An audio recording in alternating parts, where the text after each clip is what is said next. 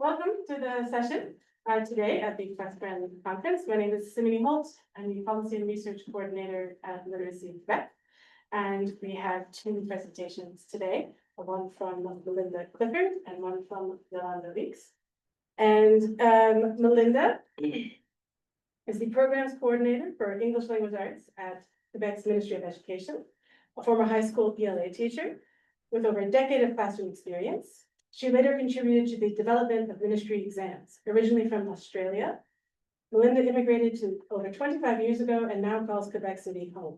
She is passionate about literacy, leadership, and is deeply committed to supporting Quebec's Anglophone education network with research-informed, meaningful approaches to teaching and learning.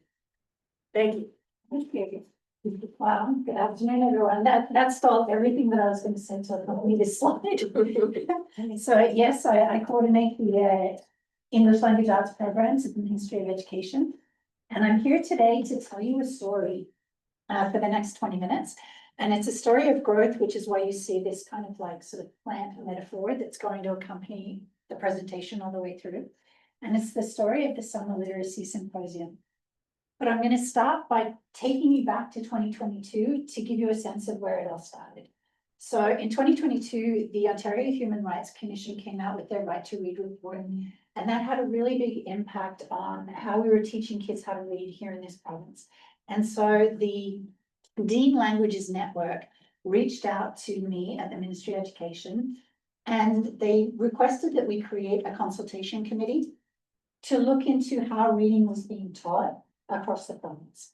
So we decided to create a research into reading consultation committee. It was an advisory panel, and this panel was made up of 12 people. So we had consultants from each of the 9 English school boards. We had a literacy expert from Lower Canada College, and we had the ELA consultant from Quebec School Board as well. And over the course of a year and a half, we looked into reading at different levels. So we split our committee into 3 areas. And one of the subcommittees looked at curriculum. So they looked into the curriculum across the country because other provinces, as you're probably aware, have been updating their curriculum. New Brunswick just updated theirs. Nova Scotia a few years ago. Ontario, thanks to their Right to Read, was very reactive in their curriculum updates. And we wanted to be proactive because we haven't updated our elementary curriculum in 25 years.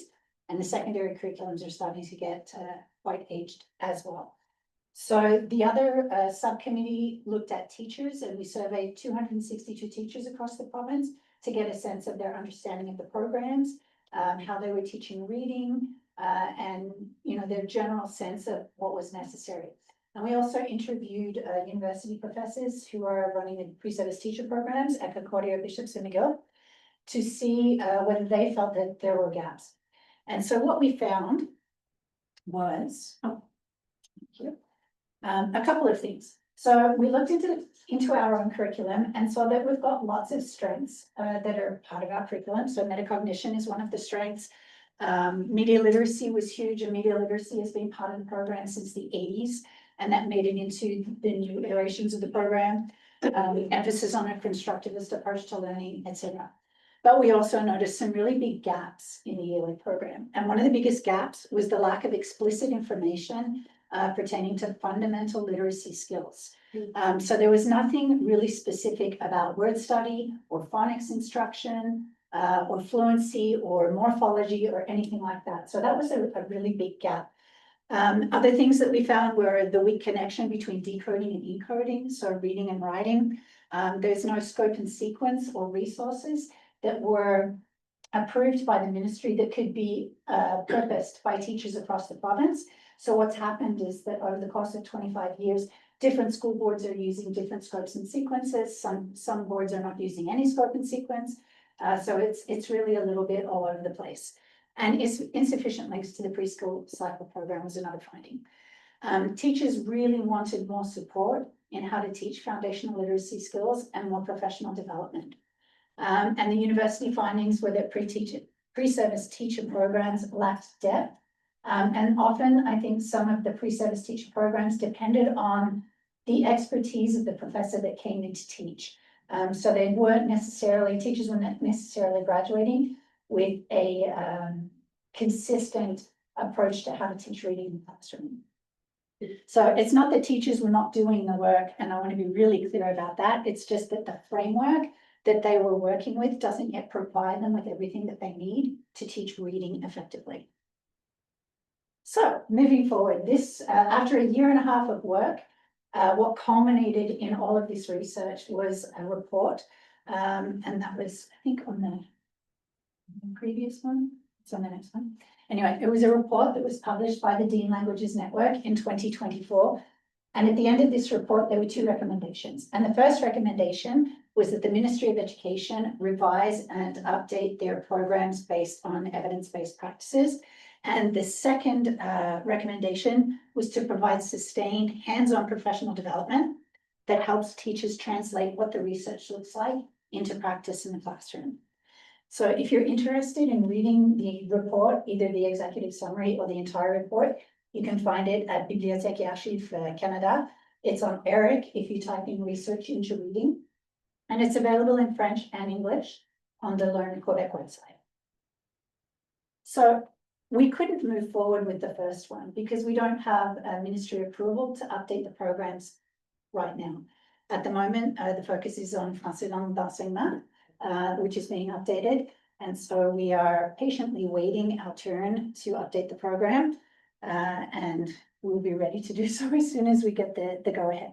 But what we could do was jump on the second recommendation. So that brings me to what I wanted to talk to you about today. And that was this idea of sustained professional development for teachers. So we started talking about what this professional development could look like. And we didn't have to start from scratch, which was really cool. Because LCEQ, which is the Leadership Committee for English Education in Quebec, had already been running a summer math institute for 10 years.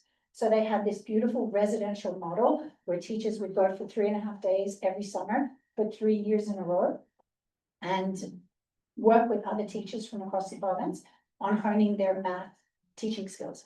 So we took that sort of multi-year design and we ran with it for the symposium. And so it was this strategic collaboration. Essentially, I put together a grant, and the symposium is funded through Untitled Chapter. And it was part of the idea that through this grant, we would work in partnership with LCEQ, because they are the ones who know the network. We have a shared vision. We want the best for our English community, and they have the network capacity, and we're able to help us bring this idea to fruition really quickly. So, what it has become. It's very exciting because we're in our second year this year. We had our second cohort come in, and it's province-wide collaboration. We have educators from across the province. So we have teachers from the Eastern Townships all the way to Abitibi-Témiscamingue, and we have all the way from Gaspé to Nunavik. From the 9 English school boards, Cree was with us this year. Kativik, we have consultants from Kativik who are with us.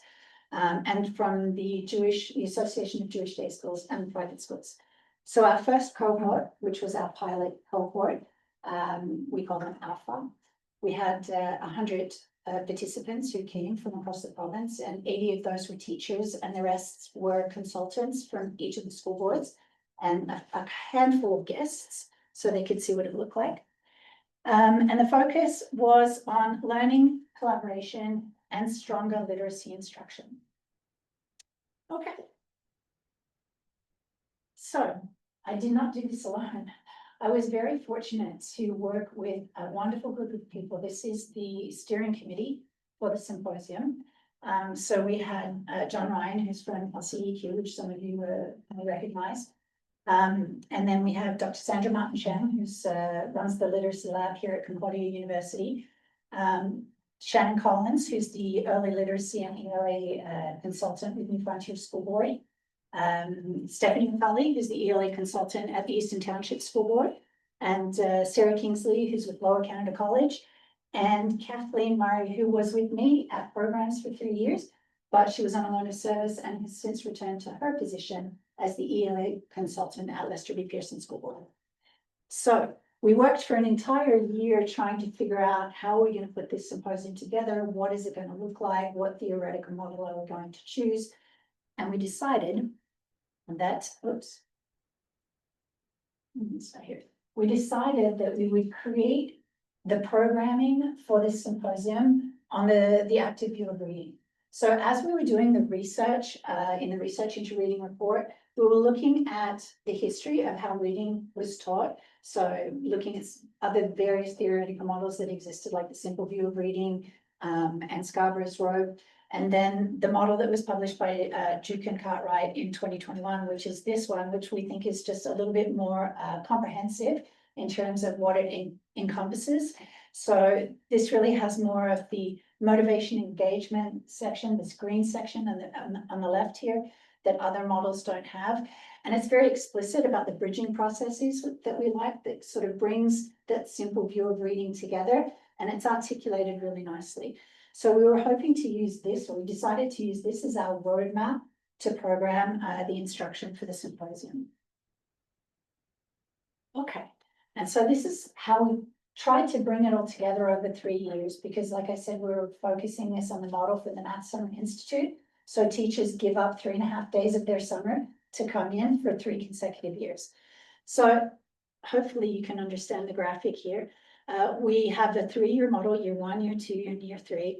And in year 1, we didn't want to bite off more than we could chew. So we decided to just focus on certain sections of that theoretical model. So we focused on the word recognition piece. So we introduced the teachers or the participants who were there to a lot of the vocabulary that seemed to be missing. So phonics instructions and morphology and digraphs and blends and chunking and print concepts and things like that. And we also did a little bit on morphology. And then as we moved into year 2, we expanded a little bit into the purple section. So we looked at orthographic mapping and vocabulary. This year we looked at syntax as well. And then next year, we're actively planning to integrate a focus on fluency, a little bit of the executive functioning that's necessary to become a competent reader, all the while keeping that gray section that runs through it so that there's this reciprocal relationship between reading and writing that plays out each of those years. And I really like the James Britton piece at the bottom, because that echoes our current program, and that's that reading and writing float on the sea of talk. And that talk is a very integral part of bringing this all together. And so talk is a big part of the symposium as well. I'm trying to slow down and speak really quickly, and I think that's just naturally what I do. And I was saying at lunchtime, I have very eloquent slides that I can't stand here and read. So it's not going to come across as eloquently as it is written on my slides. Okay, so these are our presenters. We looked across Canada, and we also looked really carefully within the province to see what kind of people we could bring together to play out the programming that we were looking at. So we have Dr. Jean Willett, who is the vocabulary and orthographic mapping specialist. He's at Mount Allison University in New Brunswick. Dr. Sandra Martin-Chang, who's from Concordia University here, who's brilliant and brings together a lot of the information on word recognition and print concepts. Dr. Helene Deacon, who's absolutely prolific. She's had over 100 peer-reviewed articles published, which is just impressive. Her focus is morphology and syntax. Dr. Larry Swartz, which I think maybe some of you probably know, he's from OIC in Ontario, and he was bringing in that children's literature piece and how to use children's literature and young adult literature in the classroom. Karen Filowich. Okay, before I jump into Karen's work, what we needed to do was to balance being able to give our teachers the vegetables, because we wanted to give them the research, but we wanted to make it palatable for them so that they could digest the research. So we had to really be careful about how we balanced the research with the practice. So we have, I think, as many researchers as we do practitioners. So Karen was one of the practitioners that we brought in. She's from Calgary in Alberta. She was an elementary school teacher and a principal and an ELA consultant, and she's now published a multitude of books. So what she does is explains what the morphology that Helen speaks to in the research, how does that play out in the classroom? How do we teach kids morphology? How do we break it down? So she did the breakouts for morphology, and she also followed Jean Willett's breakouts for vocabulary. How do we teach kids vocabulary in the classroom? What does that look Adrienne Gear is really well known by teachers, and teachers love her, and she's got tons of energy. And she came in to speak to the comprehension piece. So how do we use books in the classroom to infer, to connect our experiences and to transform our knowledge and what we know? Don Uniat, who is a consultant with Sir Wilfrid Laurier School Board, came in to do jigsawing and talk and how to do text sets. How do we put text sets together?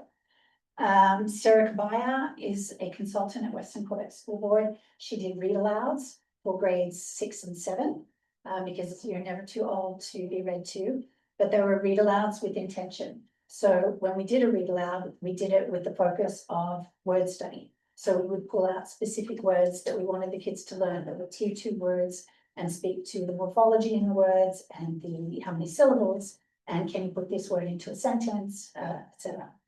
Shannon Collins and Sarah Kingsley at the end did a wonderful breakout on choosing the right text at the right time. So how do you know when to move from using decodables with your kids to moving into more level text, to moving into more authentic texts, based on where your kids are at, and based on the research too. Stephanie McCauley, she did a wonderful breakout for grades 4 and 5, which also involved word study and a read aloud.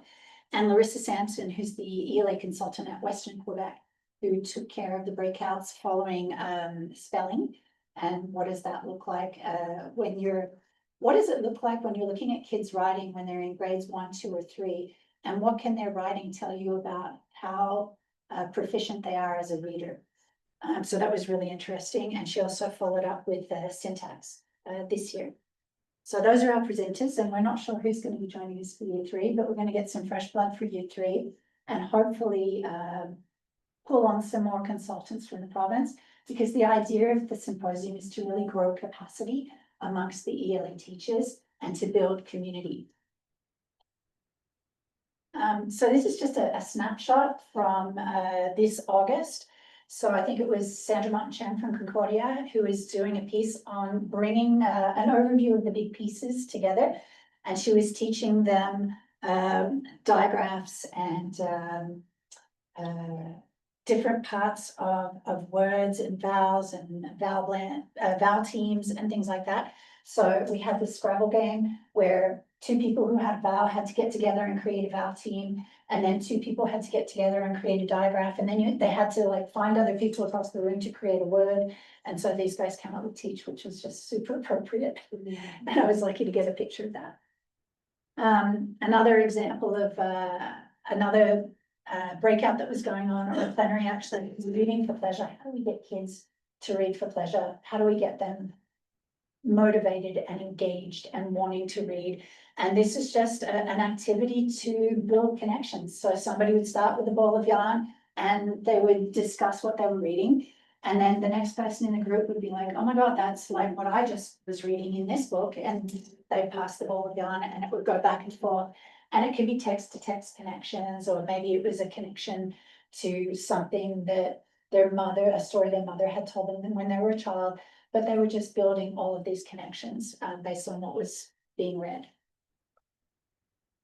So I want to share with you a few messages. We went around and we asked our presenters to just, what would they say if they could leave one message for participants? And this is Larry's message to participants. Choose and use good books. So how we choose our books, I think they've got to address diversity, or they got to address tough topics because they're tough to teach, but a book will carry you far. If you're nervous about teaching a tough topic, like bullying or like race and diverse culture, start with a book. That goes for picture books and novels. So it's the choosing of the books, and then how do we have the students interact with the books. One message that I have that I've heard in that I mentioned in my speeches is about the read aloud experience. You must read aloud to the kids frequently, but I got to push that further by saying interactive read aloud. There's a difference between reading aloud and interactive reading aloud. And my last message would be nothing can replace a real book with real teachers in real time. You might want to show those books on screen, but please share a great book that you're passionate about with the students that you teach so that they become better readers. We could not get him to stop talking about books. He brought in books. He did the 1 to 3 breakouts. So we did a cross-cycle approach to the breakouts so that grade 2 teachers could meet with the grade 3 teachers and talk about what they're doing. And then we had the 4 and 5s together, and we had 6 and 7 together. So he had brought in boxes of books for grades 1 to 3 and boxes for grades 4 and 5 and 6 and 7. And it was really good. Choose and use good. Okay. One thing that we really wanted to do is try and gauge the impact that the symposium is having on instruction and on students across the province. And it's super early days, but we did send out a survey and we got 47 teachers who responded to the survey, which I think constitutes a fairly large amount of students that they're teaching. And we have some anecdotal responses that I wanted to share with you because I think they're very encouraging. At least I found them very encouraging. So we wanted to know how the symposium is shaping their teaching and the learning. So 92% of respondents agreed that the symposium deepened their understanding of the activity of reading and its classroom application. 87% agreed that the symposium helped them feel more confident teaching reading and literacy.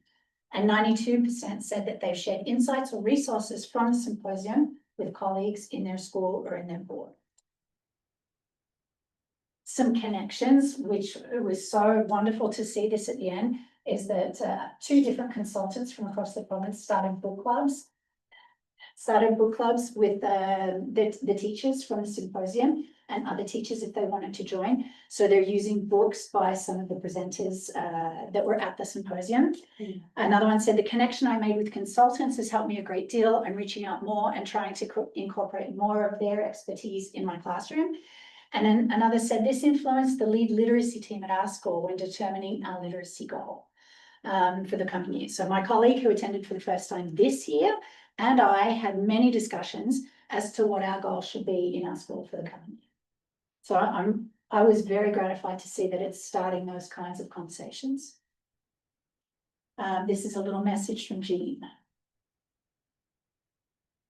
You know, my role is to try to link the research and teaching world. So I guess whether it's spelling or vocabulary, the 2 topics that I spoke to, I'd say trust yourself, use yourself and your colleagues as your best resources, and then try to see how that practice aligns with the science of reading. Now, whether that's spelling or vocabulary, and actually science of reading says they go together. So can we integrate across the areas, and can we use what we know from the science of reading to really make our teaching the most efficient and the most effective it can be? You know. So a little bit more of the anecdotal information that we got back from our survey. We wanted to gauge the symposium's impact on teaching. So three responses that I chose because I know I have to keep it short. I felt energized before starting the year, which is wonderful because it was the end of August, so just before they started back in the classroom. And I felt that I learned so much, which is reflected in my classroom practices and student achievement. The symposium has made me much more excited about teaching language arts. I'm more of a math teacher. I always thought I wasn't a great ELA teacher, and now I'm proud of the program that I'm slowly developing. And it was slightly overwhelming to recognize how little I knew about teaching literacy. What is one example of a change that you've made in your classroom as a direct result of the symposium? So one teacher said Morpheme Mondays, which is pretty cool, to get students to create word trees inspired by examples from workshop leaders that they saw at the symposium. Another has started reading to her students every day. Another, I've started to incorporate more vocabulary activities with my grade 6 students using morpheme matrices and word ladders to help students enrich their vocabulary. We're also using the novel that we were gifted as our first read of the year. Each group got different novels or books, picture books that they could take back with them and use in the classroom. And another one said, I'm making more of an effort to have students do some form of writing daily, which is really wonderful. A quick message from Karen. Always remember that our students are humans first, and no matter what we're doing academically, we need to connect to our students and understand the power of our words, both positive and negative, and ensure that we are sending that positive message all year long. And I'm running out of time. I have 1 minute left. I think I'm gonna make it. The evidence of student success, so this was really important for us, and like I said, it's really early days, so we don't have, very much data right now, but we're hoping to accumulate more every year. So students are actually asking questions about what words mean. Students are excited about actively decoding morphemes in unfamiliar words. Writing has improved with consistency and syntax. Students are making more connections between texts. They are talking about text in a deeper and more engaged way, and overall more engagement and enthusiasm about ELE and reading skills. So that was really nice to read. And this is our final little message from each of you. Well, there's so many things that I would love to say, but I think that the message that I kept coming back to in my sessions was this notion of helping your students come to the party. That quote, the words on the page are only half the story, the rest is what you bring to the party. I think if that's what people take away, that when you are supporting students reading, that absolutely code and words and letters and sounds are essential, but so is their thinking. And when they bring their thinking into the text, to try to help them understand, make connections, ask questions, that's what makes reading engaging, and it makes it meaningful, and that's how we help students to construct meaning. So for me, that's the big takeaway, and I hope that that's the message that a lot of teachers are taking with them into their classrooms. So that's the symposium in a nutshell. I didn't think I was going to get it into 25 minutes, and I really wanted to end with this because I think this isn't just about professional learning. It's about ensuring every child in Quebec's Anglophone schools becomes a confident, capable leader. So it's baby steps, and hopefully we'll continue to get the funding to move this somewhere in the scope of what they're doing with math, or what they've been able to do with math, and we'll see. But we're trying.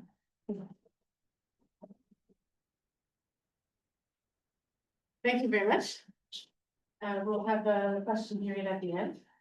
And so our next presenter is Yolanda Weeks.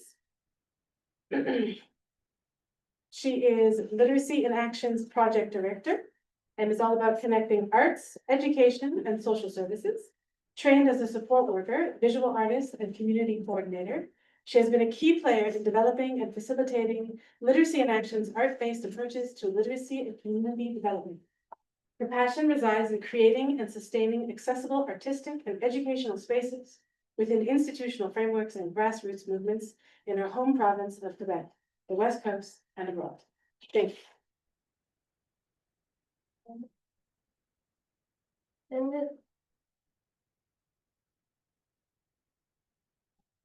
Hello. Let's just see. Oh, hold on. Oh, I'm stuck on this one. I think you have to put the where is that? Did I move that thing?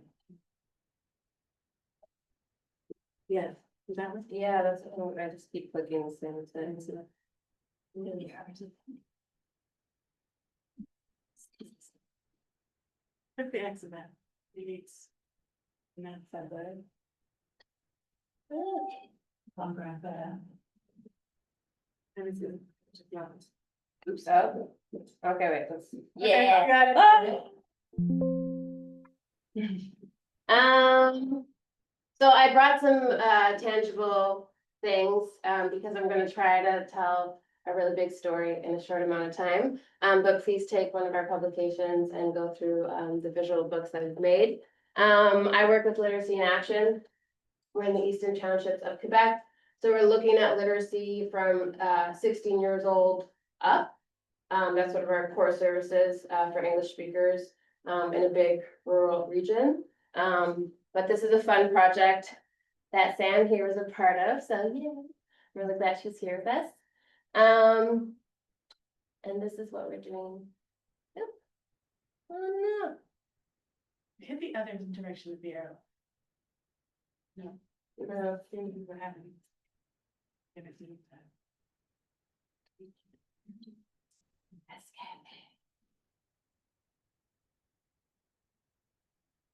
Straightforward.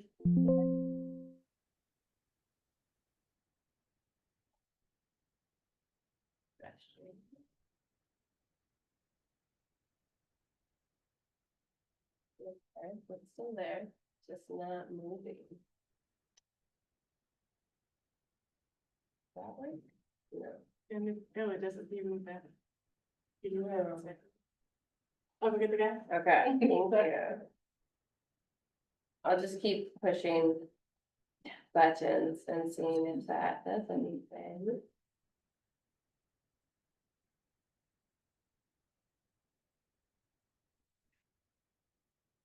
Hmm.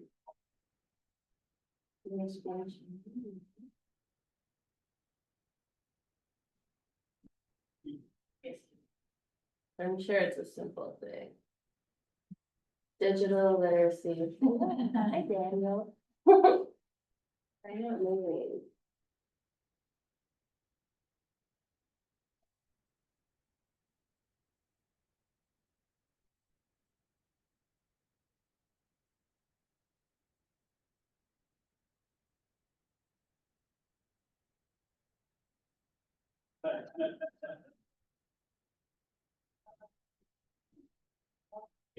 Great, thank you. You're welcome. Okay, you're gonna notice a lot of story circles. I'm a big fan, I'll explain why. This is our project in a nutshell. So we were in 6 communities across the Eastern Townships, in different pockets of English-speaking Quebec. And we focused on doing, workshops. So intergenerational workshops. So we did a lot of creative literacy workshops, mainly because the arts have been a great outreach strategy for us. Like I said, we're in these pockets, and it was kind of a creative way for us to get to know people, see what their interests were, and connect. The arts has a magical way of doing that in a non-threatening way. And then we have core literacy, because that's our bread and butter. So reading and writing and focusing on those skills, again, in sort of this fun, educational, but creative atmosphere for learning. And cultural. Cultural literacy was a really interesting part of this project. We were funded through Canadian Heritage. Thank you, Canadian Heritage. And that was a really important part to access people's stories and their narratives of belonging or maybe not feeling like they belong. And again, we had the great joy of traveling to these different communities, but we wanted to share that these communities are connected through a similar story. And so these communities are an hour, 2 hours plus between each other, so they don't always have opportunities to connect. And sort of part of our work was facilitating that, that connection. They were designed for low literacy learners, and then their families and their communities, so that they were truly accessible moments of learning. And then we worked with writers, artists, poets. Thank you, Elan, for supporting us in that. And that was just a really beautiful way to have creatives in each community share sort of their perspective on what we were talking about on this cultural component. And that made it so that everyone was really an active part of these events. So we created a bunch of workshops, and then we had like a big vernissage where we presented all that we worked on. I will be sharing after this a little video that we made, that Osman Arslan made, that kind of captures a bit of that, that magic.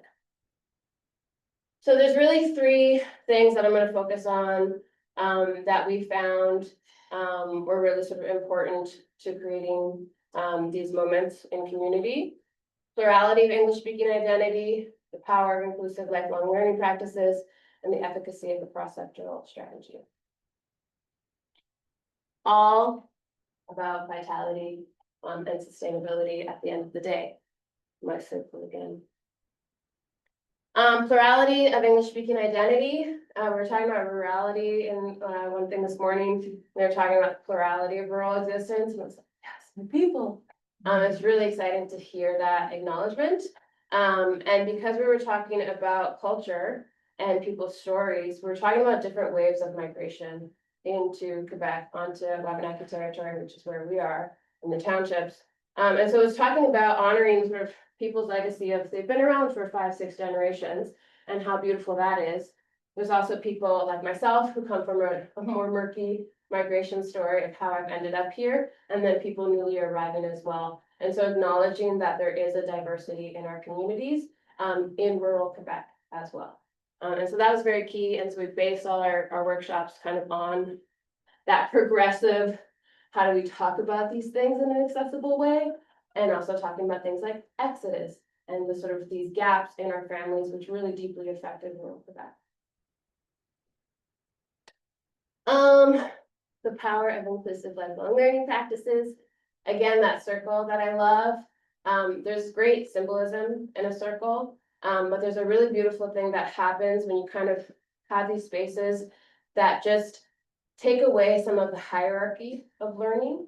And so if I'm sitting with a bunch of other people, I'm no longer the teacher, I'm no longer the expert, everyone in the circle is. And it allows for space, it allows for people who maybe don't occupy that much space, for the non-talkers to maybe move into that space a little bit more. And so we're in this sort of deep learning thing that obviously we're facilitating, but there's a certain nature that just happens there that's really, really beautiful. We did a lot of field trips, which was kind of an experiment, which was really wonderful. We did a lot of archive collage. So we were working a lot with historical societies, and we copied their archives. We weren't allowed to touch the main ones. But people were collaging and kind of creating visual narratives with images from the past and incorporating their own. And again, from a literacy perspective, having opportunities for people to use visual language that's a lot less threatening and a lot more accommodating, and just like naturally has story there, and people are pointing and saying, tell me about that person, who's this person, etc. This is our intergenerational intergenerational planning committee, which is a little experiment that we did. So we had, our youngest was 5 at the time, up to 75 something. And that was really cool. That was a really fun experiment that went really well. And we had done all the workshops, and then we were moving to another community to the workshops again. And we're like, how do we kind of continue that connection? And we're like, let's just try to do planning committee. And that was a really fun sort of civic literacy thing that we were working with to plan part of the festival. And yeah, we had a lot of partners. You can't work in rural Quebec without partnerships. So again, the arts are a really wonderful thing that we hadn't really tapped into before. Obviously I have another hat in my life as an artist, so it's kind of a natural thing that was already there. The CLCs, the Community Learning Centers, a long partner of ours, but they've just continued to be super helpful in kind of getting us into the schools and where Anglos are. And again, the Historical Society, so we have the ETS or ETRC, that have all the archives, and then all these historical societies that were a new partnership for us. And they were really excited to have people. We did a lot of workshops in their buildings as well. And so it just made for diversifying their public as well, for people who maybe didn't feel a sense of belonging to these spaces, that they could go and that they could, occupy those spaces. Libraries, a natural partnership. And then musicians, you'll see it's a big part of the video I'll share. And again, creating just like a festive environment. And there's obviously a lot of cultural aspects to music. We had some challenges, but I always want to talk about them because we all face them.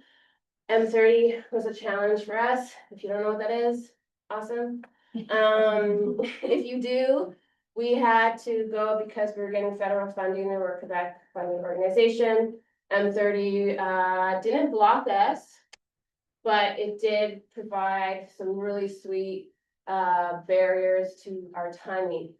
So we had to wait 6 to 9 months to get our funding that was already approved. But then obviously we were kind of like, oh, employability, how do we keep this going? And we recently got blocked from another project, which really sucked. So project funding, it's amazing, but there's only a certain amount in that. So eventually you have to have a new shiny project. And when it comes to community vitality, that's kind of a challenging thing because you've built this trust, you've built this like rapport, and then you have to kind of reinvent the wheel. And we're regional. We've kind of made peace that this is always going to be a challenge for us. We serve 7 MRCs. Our Francophone counterparts usually have a French literacy organization in each community. We do not. And so we have to kind of travel around, and as much as I love the townships and it's super beautiful in the fall and spring, it's challenging getting to all these places, or at least being present sustainably. But there's fun stuff too. There's success. So we still maintain connection in all of those communities to varying degrees. We sort of do have to make tough choices, but we are there. And we still love our partners, and now we're more kind of supporting them with their wild ideas and what they're up to. And one thing that's been really fun is that we're not alone anymore in this sort of communal and creative way of addressing and working on literacy skill development. We were historically a little on the defensive, and yeah, it's totally related. Where now that's more of a conversation that's like, oh, great, wonderful. And the work continues as it does. So we're gonna watch this beautiful film. There's no words, so it's a visual journey. Yeah.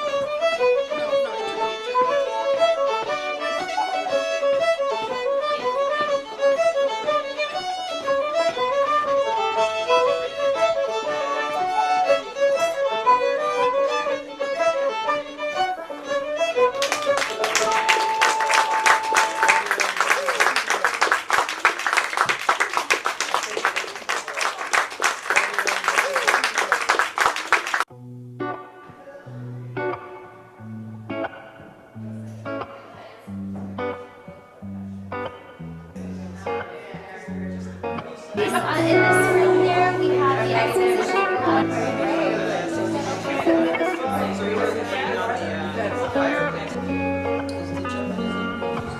But like we didn't have enough time to show the videos. Yeah, that's very surprised that so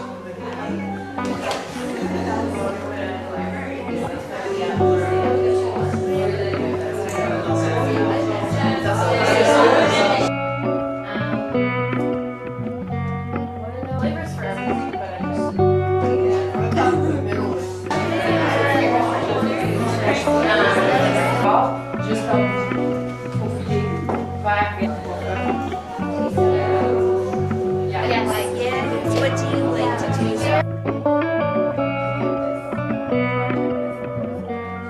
So basically, it's kind of like they participate in the workshops to get to know kind of what the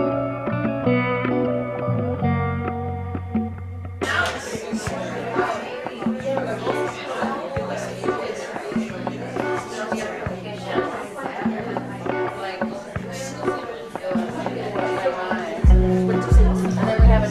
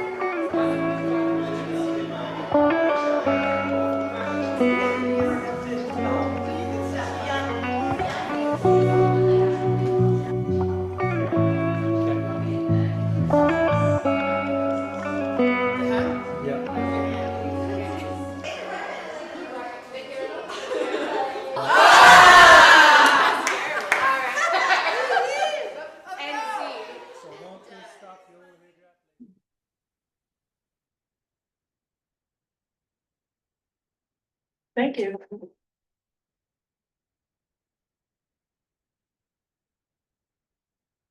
For the rest of the time, it's a question period for either one of the presenters. Yes. That was a very moving piece, without the words, it really, really does. And it's an illustration of Melinda, your talk, the last suggestion was that it depends on what the reader brings to the text, you know? It was a beautiful quote. And I think about how we learn to read. And that's not emphasized very much. Basically, you learn to read by following the rules and figuring it all out. The text is nothing until someone comes to it. And as you grow up and learn to read, you only slowly you learn it. And it's not what's on the page, it's what you bring to it and what it brings to you. And that movie was just perfect. So I just want to make that a comment. So I enjoyed this presentation. Yeah, when the gentleman was saying, you know, read it out loud in those story circles. There's always that moment we start with reading a text, a poem, something that might be a little out there. And it's a collective reading, so people can offer to read it themselves. And we're never like pointing, you read it now. But it's awesome. It's really beautiful. And especially when he said at any age, like it's just everyone loves to be read to. And we've seen that time and time again. And it's magical. Yes. I have to say I'm one of those who I wasn't read to growing up at home, at least, and I started reading on my own as a teenager. So, you know, some people can also be saved even if they didn't read as children. But because I have now children who we're trying to read to them, I find that really difficult. And now I call myself a poet, so that's strange. I cannot read to my daughters something that was written by somebody else. And all I want to do is talk to them. Anyway, all that to say, because you're talking about the Exodus, and I wonder how much, because you're touching territories where you also have a lot of people who live in Montreal and who go back to, say, different townships over the weekend. And what about those kids who kind of go back just for the weekend to kind of be connected to a land, but how can they make community with the folks who are there most of the time, and in particular the Anglophone kids are good. So, you know, that might not apply to all the region that you look at, but I know that at least in, I know that there's a few towns not far from here where a lot of people go and escape in the region. So we have the opposite problem in Montreal with like downtown neighborhoods that are occupied all day long, and then at 6, 7 p.m. then it becomes empty, and then on the weekend these folks still have their cottages. I wonder if that's something you kind of came across, like how do we try to have them meet each other? I'll be honest, I haven't done it. I mean, Well, listen, together then. yeah. That's definitely So, something and I think for the events, there's definitely a way to sort of participate and be in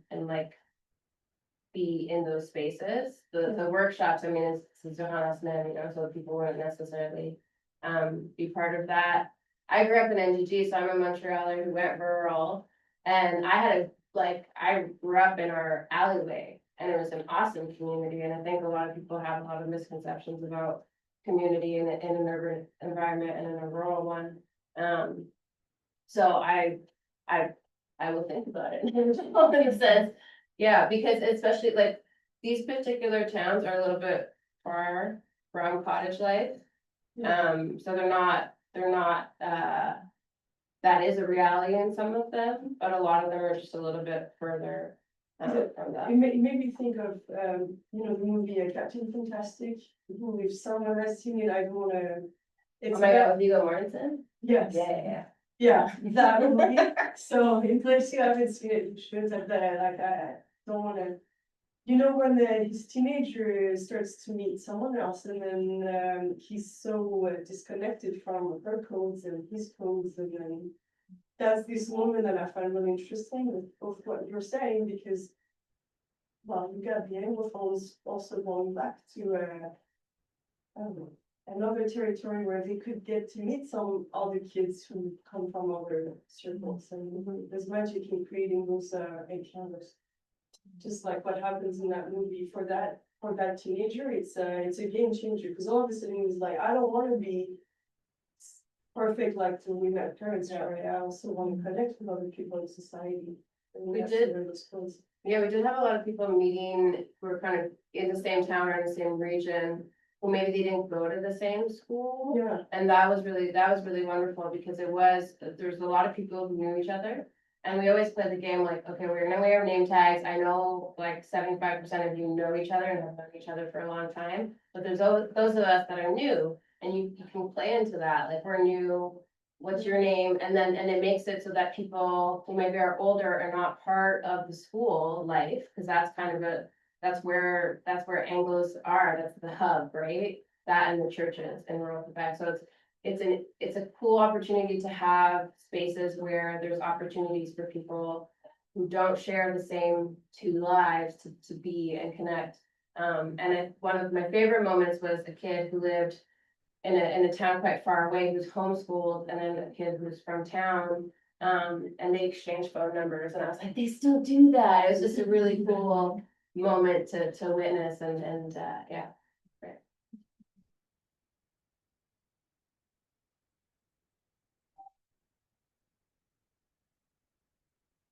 Alicia, any questions? well, how can we help them?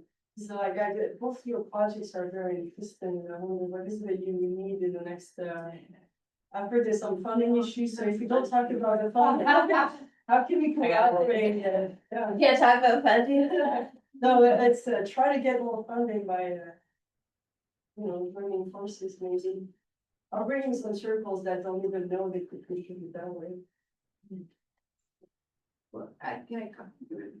Yeah, because we're in the same way. Well, I just want to speak to what you were saying earlier about like the different communities or people who left. They're in Montreal, but they're on the weekends. Yeah. And I think part of the objective of the Migratory Roots series was to be able to highlight that there are people who have stayed as well, not just come and gone.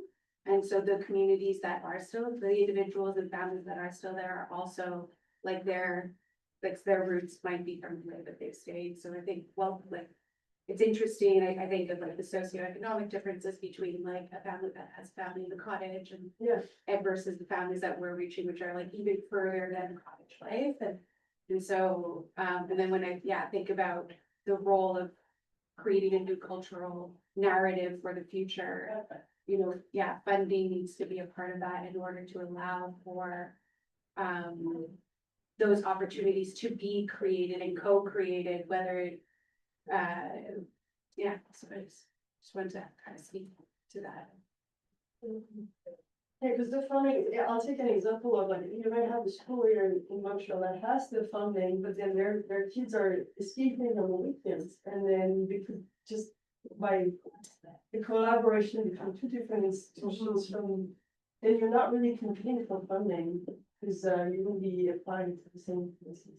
Anyway. I don't find much there's schools in Montreal.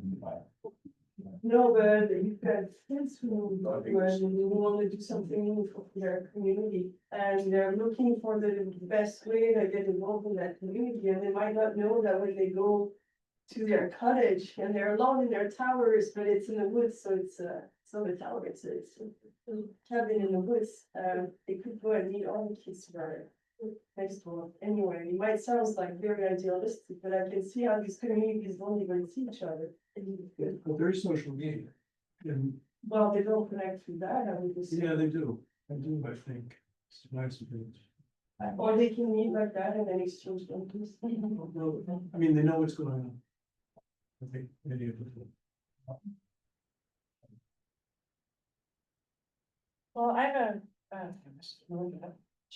I'm wondering if you could speak to the idea of these types of programs or, symposiums and teacher retention, building capacity along, job satisfaction and things like that, especially given a little bit of a teacher retention issue in Quebec currently.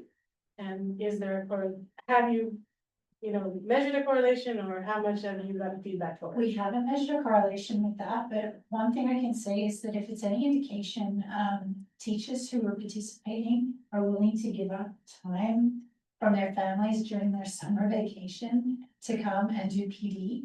That's going to help them become better teachers. So I think that speaks to their own intrinsic motivation to want to be better teachers and, you know, better for their students. So I think that's very impressive. Thank you. Yes. It's just not a question. I just wanted to say, Melinda, how much I appreciated that you're following up with the people who are attending, and you're asking them questions about what they're seeing that shows that like you're saying, what are you seeing that has an impact? Which makes me think it's not just about what they're learning during the literacy symposium. It's the kind of frame of mind that they will be taking into their classroom about how they can be inquiring and watching and adapting, like 100%. becoming the ones that sort of drive what's happening. So I just love to see that, because we have a problem with PD that's sort of spotted here and there, and this is really about creating people that would actually feel more passionate about what they're doing, and maybe would want to stay. So Yeah. so great to see. Oh, thank you. And the idea is that teachers are not going to be surprised when we do eventually get approval from the minister to update the programs and make changes to how reading's taught and fill those gaps, because they'll be prepared. They'll know what to do. They'll understand the vocabulary. They'll be ready to run. At least that's the idea. So that's how we're trying to be proactive. The other thing that came to mind was, like, I wonder about the degree to which the problems around literacy in some communities have been shaped by teachers not being prepared to actually support those learners at the time. So there's kind of this connection between what the two of you are doing, you know, the sort of before and after. As a teacher educator right in the middle, I feel a lot of responsibility, but I know our program, just as you were saying, was dependent on if the person teaching the language arts course actually understood how reading develops, then they would do it. Yes. So it can be such a dramatic space for those little people in those early years if they don't have someone who's well equipped.